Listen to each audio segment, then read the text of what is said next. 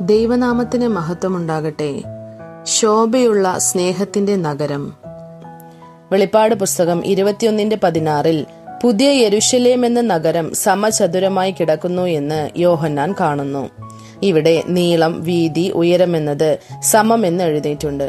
നീളം, വീതി, ഉയരം സമം എന്നത് എഫെസ്യർക്ക് എഴുതിയ ലേഖനം 3:18 പ്രകാരം സ്നേഹത്തിന്റെ വീതി, നീളം, ഉയരം, ആഴം എന്നതാണ്. ഏതായാലും ഇത് സ്നേഹത്തിന്റെ നഗരമാണ്. 1200 നാഴിക നീളവും 1200 നാഴിക വീതിയും 1200 നാഴിക ഉയരവും, അതായത് 1400 മൈൽ നീളം, 1400 മൈൽ വീതി, 1400 മൈൽ ഉയരം എന്നത് യെരുശലേം നഗരത്തിന്റെ അളവ്. ഇത് ഒന്ന് ആലോചിച്ച് ചിന്തിച്ച് മനസ്സിലാക്കാം. ഇത് ആശ്ചര്യമല്ലയോ? ഈ നഗരത്തിന്റെ അടിസ്ഥാനത്തിൽ യേശുവിന്റെ ശിഷ്യന്മാരായ 12 അപ്പോസ്തലന്മാരുടെ പേരും എഴുതിയിട്ടുണ്ട്. തുടർച്ചയായി എല്ലാ അപ്പോസ്തലർ എന്ന സുവിശേഷകർ ഈ നഗരത്തിന്റെ അസ്ഥിഭാരങ്ങളായിരിക്കുന്നു. ഇവരെ പിന്തുടർന്ന എല്ലാ വിശ്വാസികൾക്കും ഈ നഗരത്തിൽ ജീവനുള്ള കല്ലായി കാണപ്പെടാം. ഈ രണ്ട് ഭാഗക്കാരും ഇണഞ്ഞ് ഒന്നിച്ച് പണിഞ്ഞു വരുന്നതാണ് ഈ നഗരം. എഫെസ്യർക്ക് എഴുതിയ ലേഖനം 2:20 ക്രിസ്തുയേശു തന്നെ മൂലക്കല്ലായിരിക്കെ നിങ്ങളെ അപ്പോസ്തലന്മാരും പ്രവാചകന്മാരും എന്ന അടിസ്ഥാനത്തിന്മേൽ പണിതിരിക്കുന്നു എന്ന് എഴുതിയിട്ടുണ്ട്. ഇതാണ് ആ നഗരത്തെ പറ്റിയുള്ള സത്യം. വെളിപ്പാട് 21:18 നഗരം സ്വച്ഛ സ്ഫടികത്തിനൊത്ത തങ്കവും 21:19 സകല രത്നവും കൊണ്ട് അലങ്കരിച്ചിരിക്കുന്നതും. വെളിപ്പാട് 21:21 12 ഗോപുരവും 12 മുത്ത്. ഇവിടെ തങ്കം, രത്നം, മുത്ത് എന്ന് വരിവരിയായി എഴുതിയിരിക്കുന്നു. ഈ വരിയിൽ വെളിപ്പാട് 17:4 ഒരു സ്ത്രീയെ കാണുന്നു. അവൾ തങ്കത്തിനാലും രത്നത്തിലും മുത്തുകളിനാലും അവളെ തന്നെ അലങ്കരിച്ചിരിക്കുന്നതായി കാണാം. ഈ സ്ത്രീ എന്നത് വീണുപോയ സഭ എന്ന് നമുക്കറിയാം. അവൾ തന്റെ ശരീരത്തിൽ ഇതെല്ലാം അണിഞ്ഞിരിക്കുന്നു. ഇത് എത്ര ആപത്താണ്! ഇവിടെ ഈ വിലയുയർന്ന സാധനങ്ങളെ പുതിയ യെരുശലേമിൻ മതിലുകളിലാണ് നാം കണ്ടത്. ഈ വിലയുയർന്ന സാധനങ്ങൾ മതിലിന്മേൽ ഇടുന്നതാണ് നമ്മുടെ രക്ഷ, നമ്മുടെ ഭാഗ്യവും. 1 പത്രോസിന്റെ ലേഖനം 3:3-4 വചനങ്ങൾ നിങ്ങളുടെ അലങ്കാരം തലമുടി പിന്നുന്നതും പൊന്നണിയുന്നതും വസ്ത്രം ധരിക്കുന്നതും ഇങ്ങനെ പുറമേയുള്ളതല്ല, സൗമ്യതയും സാവധാനതയുമുള്ള മനസ്സ് എന്ന അക്ഷയഭൂഷണമായ ഹൃദയത്തിന്റെ ഗൂഢ മനുഷ്യൻ തന്നെ ആയിരിക്കണം. അത് ദൈവസന്നിധിയിൽ വിലയേറിയതാകുന്നു എന്ന് എഴുതപ്പെട്ടിട്ടുണ്ട്. ഈ വിലയേറിയ സാധനങ്ങൾ സൗമ്യത, സാവധാനതയുള്ള മനസ്സ് എന്നത് ഗുണശീലങ്ങളെ വെളിപ്പെടുത്തുന്നു.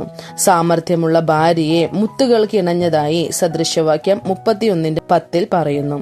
എന്തായാലും ഈ നഗരം ഗുണശീലത്തിനാൽ അലങ്കരിച്ചിട്ടുള്ളതാണ്. വെളിപ്പാടിൽ 17:4 പറഞ്ഞ സ്ത്രീയെ പോലെയല്ല. 1 കൊരിന്ത്യർ 13:4, 5, 6, 7 വചനങ്ങളിൽ ഈ ഗുണശീലങ്ങളെ, സ്നേഹത്തിന്റെ 14 ശ്രേഷ്ഠമായ തന്മകളെ പൗലോസ് എഴുതുന്നു.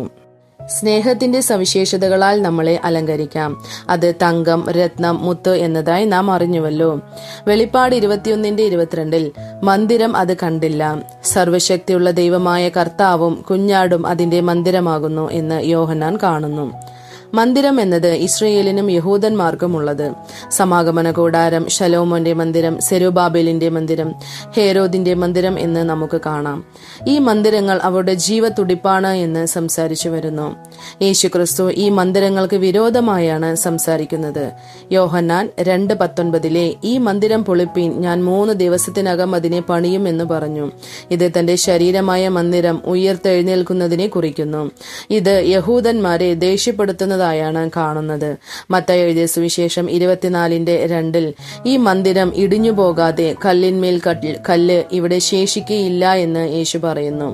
എന്തായാലും യേശുവിനെ ക്രൂശിൽ തറച്ച യഹൂദന്മാർ മത്തായി 27:40 മന്ദിരം പൊളിച്ച് 3-ാം നാൾ പണിയുന്നവനെ എന്ന് യേശുവിനെ ദുഷിക്കുന്നു, പരിഹസിക്കുന്നു. എഴുത്തിൻ പ്രകാരമുള്ള മന്ദിരത്തെ അവർ തള്ളി നാമേ ദൈവത്തിന്റെ മന്ദിരം എന്നും ആണ് അവർ പറഞ്ഞത്. 1 കൊരിന്ത്യർ 3:16 നിങ്ങൾ ദൈവത്തിന്റെ മന്ദിരം എന്ന് പൗലോസ് എഴുതുന്നു. ആകയാൽ പുതിയ നിയമം എന്നത് എഴുത്തിൻ പ്രകാരമായ മന്ദിരമല്ല, നാമേ അവന്റെ മന്ദിരം. ഇത് വെളിപ്പാട് 21:23 നഗരത്തിൽ പ്രകാശിപ്പാൻ സൂര്യനും ചന്ദ്രനും ആവശ്യമില്ല, ദൈവ തേജസ് അതിനെ പ്രകാശിപ്പിച്ച് കുഞ്ഞാട് അതിന്റെ വിളക്കാകുന്നു എന്ന് എഴുതിയിരിക്കുന്നു. 1 കൊരിന്ത്യർ 15:41 സൂര്യന്റെ തേജസ് വേറെ, ചന്ദ്രന്റെ തേജസ് വേറെ, നക്ഷത്രങ്ങളുടെ തേജസ് വേറെ, നക്ഷത്രവും തമ്മിൽ തേജസ് കൊണ്ട് ഭേദമുണ്ടല്ലോ. ഉൽപ്പത്തി 1 4 ദിവസം സൂര്യൻ, ചന്ദ്രൻ, നക്ഷത്രങ്ങൾ ഉണ്ടാക്കി. സൂര്യൻ, ചന്ദ്രൻ, നക്ഷത്രങ്ങളിൽ നിന്നാണ് വെളിച്ചം വരുന്നത് എന്ന് ഇവിടെ പറയുന്നു. പക്ഷെ 1 ദിവസത്തിലെ വെളിച്ചം ഉണ്ടായി. പകൽ വാഴേണ്ടതിന് സൂര്യനെയും രാത്രി വാഴേണ്ടതിന് ചന്ദ്രനെയും നക്ഷത്രങ്ങളെയും ഉണ്ടാക്കിയതായാണ് കാണുന്നത്. എന്തായാലും സൂര്യൻ, ചന്ദ്രൻ, നക്ഷത്രങ്ങൾ എന്നത് വാഴുന്നതിനെ കുറിക്കുന്നു. സൂര്യന്റെ വാഴ്വ്, ചന്ദ്രന്റെ വാഴ്വ്, നക്ഷത്രത്തിന്റെ വാഴ്വ്. മത്തായി 13:43 അന്ന് നീതിമാന്മാർ തങ്ങളുടെ പിതാവിന്റെ രാജ്യത്തിൽ സൂര്യനെ പോലെ പ്രകാശിക്കും എന്ന് എഴുതിയിട്ടുണ്ട്. ഏതായാലും സൂര്യന്റെ വാഴ്വ് എന്നത് നിത്യമായ പിതാവിന്റെ രാജ്യത്തെ കാണിക്കുന്നു. ചന്ദ്രന്റെ വാഴ്വ് എന്നത് 1000 ആണ്ട് വാഴ്ചയെ കാട്ടുന്നു. ചന്ദ്രന് സ്വയമായി പ്രകാശമില്ല, അത് സൂര്യനിൽ നിന്നാണ് പ്രതിഫലിക്കുന്നത്. യേശു പിതാവിനെ വെളിപ്പെടുത്തുന്നു, പ്രതിഫലിപ്പിക്കുന്നു. സ്വയമായി വന്നില്ല, സ്വയമായി സംസാരിച്ചില്ല, സ്വയമായി ഒന്നും ചെയ്തിട്ടില്ല എന്ന് യേശു പറയുന്നു.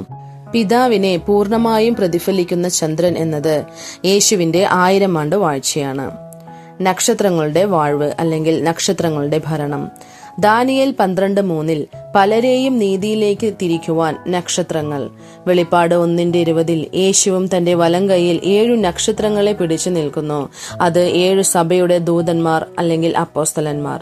ഈ നക്ഷത്രം ശാസ്ത്രികളെ യേശുവിന്റെ അടുത്ത് വരുവാൻ വഴി കാണിച്ചു കൊടുത്തു. ഈ നക്ഷത്രങ്ങൾ എന്നത് പുതിയ നിയമത്തിന്റെ സഭയിലെ സുവിശേഷ വേലക്കാരെ കാണിക്കുന്നു.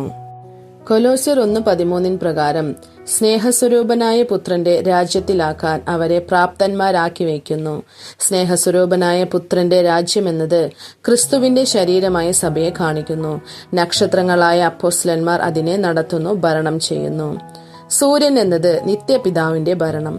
ചന്ദ്രൻ എന്നത് 1000 ആണ്ട് വാഴുന്ന പുത്രൻ ഭരിക്കുന്നു. നക്ഷത്രങ്ങൾ പുതിയ നിയമസഭയിൽ അപ്പോസ്തലന്മാർ ഭരിക്കുന്നു.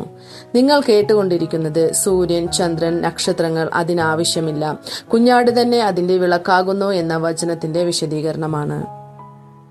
വെളിപ്പാട് 21:25 രാത്രി അവിടെ ഇല്ലാത്തതിനാൽ ഗോപുരങ്ങൾ പകൽക്കാലത്ത് അടയ്ക്കുകയില്ല.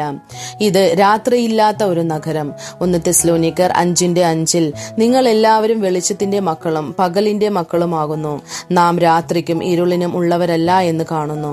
യോഹന്നാൻ 9:4 എന്നെ അയച്ചവന്റെ പ്രവൃത്തി പകൽ ഉള്ളിടത്തോളം നാം ചെയ്യേണ്ടതാകുന്നു. ആർക്കും പ്രവർത്തിച്ചു കൂടാത്ത രാത്രി വരുന്നു എന്ന് യേശു പറയുന്നു.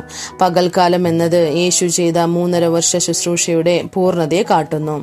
ആർക്കും പ്രവർത്തിച്ചു കൂടാത്ത രാത്രി എന്നത് യേശുവിന്റെ ക്രൂശിലെ മരണം.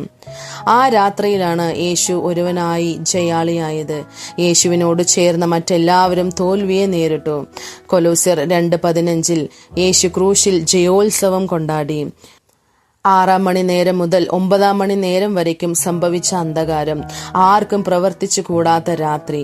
ആ രാത്രി യേശു ഒരാളായി എല്ലാറ്റിനെയും ആയുധവർഗം വെപ്പിച്ച് ക്രൂശിൽ ജയാളിയായി. യേശു ഉയർത്തെഴുന്നേറ്റതിനു ശേഷം അവനോട് കൂടെയുള്ളവർ തന്നോടുകൂടെ ചേർന്നു. 40 നാൾ താൻ ജീവനോടെ ഇരിക്കുന്നതിനെ തന്റെ കൂടെയുള്ളവർക്ക് വെളിപ്പെടുത്തി.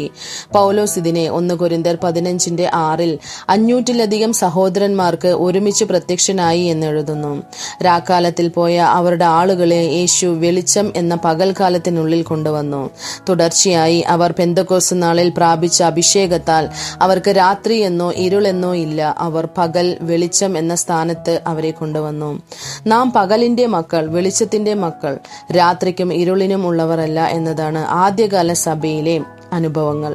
നിങ്ങൾ കേട്ടുകൊണ്ടിരിക്കുന്നത് രാത്രി അവിടെ ഇല്ലല്ലോ, ഗോപുരങ്ങൾ പകൽ സമയത്ത് അടയ്ക്കുകയില്ല എന്ന വചനത്തിന്റെ വിശദീകരണം.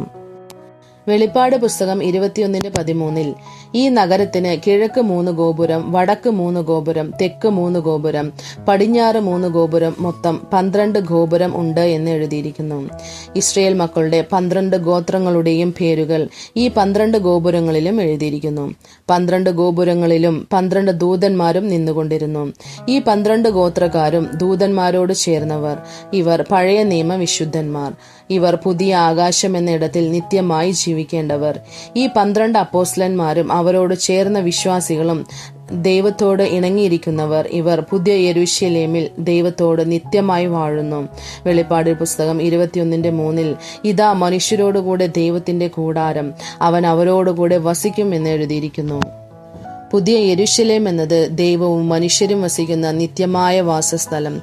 പുതിയ ആകാശം എന്നത് ദൈവത്തിന്റെ ദൂതന്മാരും പഴയ നിയമ വിശുദ്ധന്മാരും ജീവിക്കുന്ന നിത്യവാസസ്ഥലം.